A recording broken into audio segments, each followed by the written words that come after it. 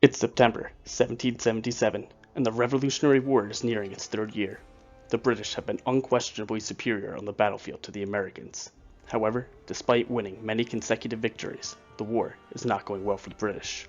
The British have been reduced to holding only small areas of territory in New York and northern New Jersey. But this is not their real problem. With their military superiority, seizing territory is not an issue. Their real problem is a financial one. The war began when the British were forced to levy taxes against the colonies due to their poor economic situation at home. Now, in an effort to quell the rebellion, the British were spending far more money than they ever gained from the taxes. British leadership is displeased with their commander-in-chief, William Howe. Since capturing New York in the summer of 1776, Howe has sat idle with the main British army in the city. Command accuses him of cowardice and ineptitude. In an effort to accelerate the end of the war, the British have put their faith in General Johnny Burgoyne, also affectionately known as Gentleman Johnny. He's a young, daring, attractive, and charismatic leader. His plans are intelligent, and his men are extremely loyal. Burgoyne devises a plan to end the revolution. He's so confident in his plan that, before he embarks to the Americas, he goes to a local gambling hall and places a huge bet against the odds that the war will be over by December. Burgoyne plans to land his main army in British-controlled Canada. From there, he will gather reinforcements and supplies from the locals and then march towards Albany. Contemporaneously, Howe has been given the order to march north with his massive army from New York and meet up with Burgoyne. A third prong of the attack will depart from Lake Erie. Their goal will be to flank any Americans moving to reinforce the defense of Albany. If everything goes according to plan, the British force will reach Albany long before Washington can reach the city from his encampment in Pennsylvania. The forces at Albany will be overwhelmed and crushed. The Hudson River runs along most of the eastern border of New York. If Burgoyne captures Albany, the British will have complete control over the river. With this, they can split the colonies in two. The rebellion was never strong in the western half of the nation. With New England isolated, the British would be able to consolidate their power on subduing that region, and with that, the war should quickly end. The plan is well crafted and looks likely to end the war. However, there is one major problem. General Howe is not on board with the plan. Howe has decided that he will disobey orders and march his army to the American capital at Philadelphia instead. He believes that by capturing Philadelphia, he'll end the war quickly and decisively. Compounding his blunder, he has failed to effectively convey this to Burgoyne. So while Burgoyne is marching south towards Albany expecting to meet up with Howe, Howe will in fact be marching in the opposite direction. Soon, the Americans will make their move and set up their defense at a town known as Saratoga. This is Grim Battaglia, and you're watching my series on battles of the American Revolution and the Battle of Saratoga. Howe's plan relied heavily upon the locals being willing to supply his army with the wagons, horses, carts, and various other equipment that he would require. Howe had rapidly put his plan together, and so his army did not have time to obtain the equipment which would usually accompany them. He believed that it would be easy to gather these supplies since the Canadians would be resentful of the Americans after the American attack on Quebec in 1776. He also, like many British officers before him, believed the rumors that the colonies were filled with Loyalists simply waiting for the right moment to rise up and support the British. And perhaps he would have been correct, but he made a fatal miscalculation. In order to swell his ranks, he allied with various Native American tribes living around the region. The Canadians and the American colonists were repulsed by this decision. They had battled the natives in the French and Indian War and were aware of their brutality. The natives commonly raided English settlements, scalped people alive, raped women, and killed children. The people living on the American and Canadian frontier lands were common victims of these raids by the natives, and they were heavily alienated by the British decision to ally themselves with them. As a result, Burgoyne found himself with far less men than he had anticipated, and with the locals unwilling to sell their supplies, he found himself without wagons and without horses to carry his equipment. Burgoyne was forced to spend a month having his men build all the wagons and carts that he required, greatly slowing the British advance and giving the Americans time to react to the events that were unfolding. Burgoyne had then insisted on bringing 138 pieces of artillery with his army. The number was in gross excess of what he realistically would have needed. He believed he needed the cannons so that, if the Americans attempted to fortify a position, such as had happened at Bunker Hill, then Burgoyne could shell them relentlessly with the artillery. However, this would prove to be a miscalculation. The Americans lacked any fortifications after Saratoga, and by dragging his army down with this heavy weight, he was actually giving them time to construct new ones. Burgoyne's army was ready to depart by the end of May. His intelligence reported to him that the fortress of Ticonderoga was poorly defended. The Americans believed that the fort was nearly impenetrable, and so they had garrisoned it with 2,000 of their least disciplined men. These men lacked sufficient equipment and had unusually low morale. Burgoyne and his army set forth to lay siege to the fortress. The capture of the fort would have been a large victory for Burgoyne. With its capture, Burgoyne would have been able to sail his men down Lake Champlain, greatly accelerating their advance, and perhaps negating the effects of his decision to bring such a large artillery train. The British were aware that the Americans had erected a large chain across Lake Champlain to prevent any British fleet from advancing down it. So, the British, around 3 miles north of Fort Ticonderoga, secretly departed their ships. They split into 2 forces and moved to begin their siege of the fortress. The forces on the west moved to attack Fort Ticonderoga and caught the defenders completely off guard. The surprise had worked. The Americans were quickly outgunned and forced back into the fort behind the safety of the walls. Meanwhile, the Second Army moved towards a fortified position along Mount Independence and began to lay siege to the American defenders therein. The Americans believed that they were safe inside their fortress. However, they had made one mistake. They neglected to fortify the area known as Mount Defiance. They believed that with its steep hills and foresty terrain, it would be impossible for anyone to put artillery upon the hill. However, with the help of native allies, the British found a way to the top. They erected artillery on top of Mount Defiance, giving them a clear line of fire into the walls of Fort Ticonderoga and the fort at Mount Independence. This whole operation had been done in secret, since they did not want the Americans to retreat. However, fortunately for the Americans, a native spy had seen what was going on, and he reported it to the American commander. The American commander reacted quickly, and he ordered that his men retreat in the middle of the night. On June 7th, they made their way across Lake Champlain and fled towards Vermont. The troops at Mount Independence had been ordered to spike the fortress and its cannons with timed explosives so that the British could not seize them.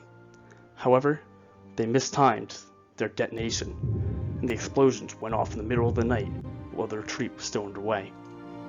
The British, of course, took notice, and when they saw what was happening, they chased the Americans, pursuing them towards Vermont. The British chased the American forces for 7 hours through the mountainous and wooded terrain. Eventually, the Americans crossed a small river and reached a field inside Vermont. They were disappearing in an inorderly retreat into the forest when suddenly a commander took control of the rear and ordered the men to form battle lines. The British and Americans engaged in open field volley. The British were shocked at the sudden change of temperament by the previously fleeing Americans. They were eventually forced to retreat and pushed back over the river. They dug in, fearing another attack from the Americans, but the Americans instead continued to retreat. This would mark one of the first times the Americans successfully held a field in an open battle against the British. While in the west, Captain Leger begins his march from Lake Erie towards Albany. He meets an American militia force at the Battle of Oriskany near the Mohawk Valley and is able to defeat them. However, in doing so, he takes many casualties. He then continues moving until he reaches Fort Stanwix. Leger begins to lay siege to the fort, and there is an American attempt to break out, but they're unsuccessful. As the siege continues, rumors begin to spread that Benedict Arnold is on his way to reinforce the fort with nearly 3,500 men. This would make Leger vastly outnumbered. However, these rumors are in fact false and have been purposefully spread by Arnold himself. He is coming with a force of only around 800 men, which would make the two armies have about equal size. The ruse is successful though, and fearing defeat, Leger's Native American allies begin to depart his army and abandon him.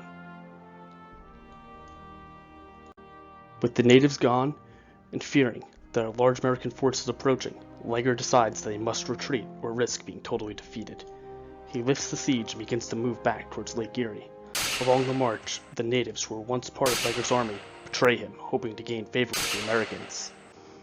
Liger is forced to abandon all of his supplies and artillery, which the Americans will then seize. The British troops are harassed the entire way through their forest, causing large casualties and crippling his force. Burgoyne receives word of Liger's retreat on July 17th, and he subsequently learns that Howe is moving his entire army away from Albany and towards Pennsylvania. Despite this, Burgoyne decides that he must continue forward with the attack. He will achieve victory and bring honor to the British Army. Despite capturing Lake Champlain, Burgoyne decides to travel by foot. Allegedly, at the request of a prominent Loyalist in New York, Burgoyne has his men move through the thick forest towards Albany, constructing a road as they move. As his army slowly made their way towards Albany, the Americans were given time to fortify at Saratoga. The slow travel caused a large strain on his supply chain.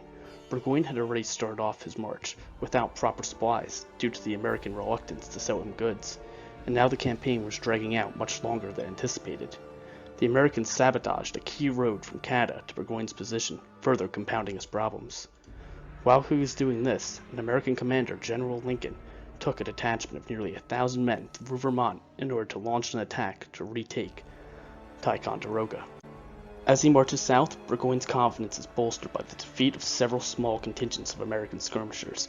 He soon receives a letter by Howe that definitively states that he will not be marching north. It appears that Burgoyne, in his optimism, chose to believe the first letter was a mistake, written before the orders from the Crown came directing Howe to Albany. Burgoyne had been relying upon Howe's army in order to resupply his own. He decides they must break off a part of his own army now to attack an American supply depot near the town of Bennington. The British are in dire need, and their string of victories has led them to believe that this will be an easy task. Likewise, the Americans cannot afford to have such an important supply depot compromised.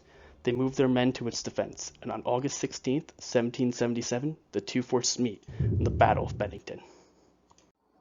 A contingent of nearly 1,200 British, Hessian, and native troops moved towards the supply depot at Bennington, which is located just inside of the Vermont Republic. And yes, you heard me right, the Vermont Republic.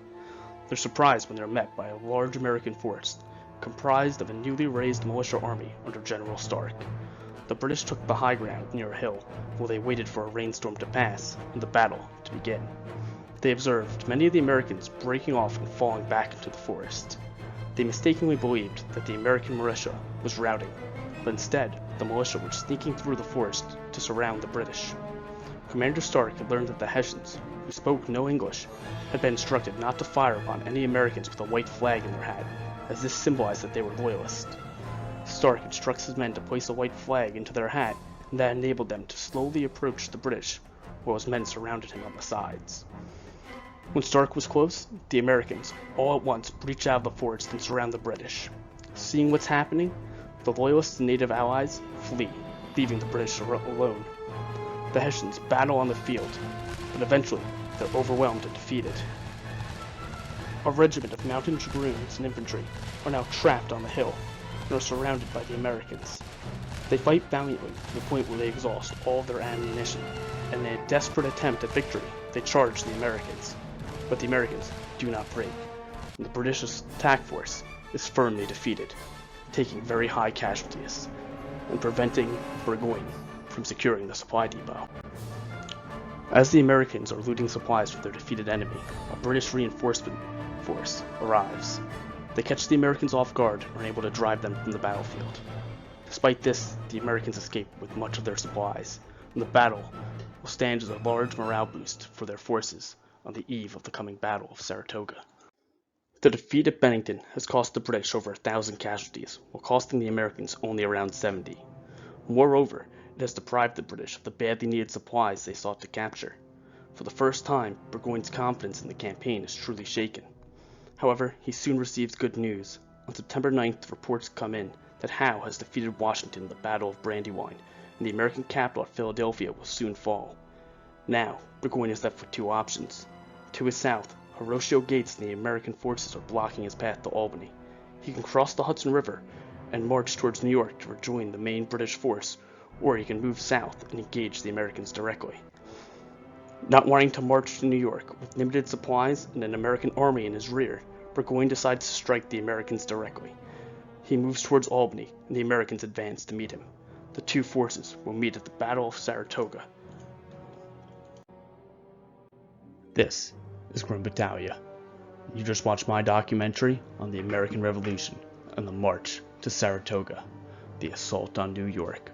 If you enjoyed this video, please leave a like, comment, or subscribe.